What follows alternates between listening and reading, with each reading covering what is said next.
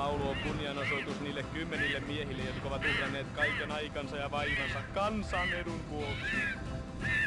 Mä olen melkein napa koko Suomen valtion. Ja töistäni saan kohtuullisen palkkion. Sen virkani mun takaa, ettei puutu koskaan rahaa Mikon valtion. On melkein minunkin. Kun päätän asioista, katson edun valtion. Kansan kunniaksi kallistan mä sammion. Saan päivällisen vapaan, juomat kuuluu aina samaan Mikon valtion. On melkein minunkin.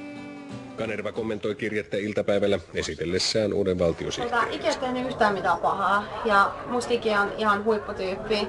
Charmantti, komea, karismaattinen ja sitä Suomi kaipaa. Sellaisia ihmisiä, jotka on persoonallisuuksia eikä vaan värittömiä, tylsiä ihmisiä.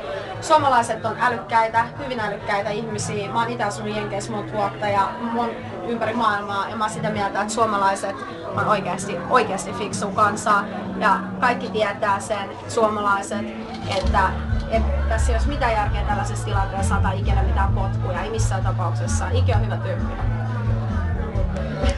Joskus poika Kotkasta, palan pakaroista, Spotkasta, sulta Uivelon Johanna, tällä viestillä jo Anna. Terveisin Ile. Teen aina ahkerasti mä töitä valtion. Että virkavide ainoa lomansa tion. Ilkka Kanerva bestrider att han skickat textmeddelandet åt Johanna Tukiainen. Det har idag kommit publicerat som att ni har sänt en hel del SMS-uppgifter till en kvinna. Har ni någon kommentar till de här uppgifterna? Nej, inte alls. Stämmer de här uppgifterna? On melkein minunkin.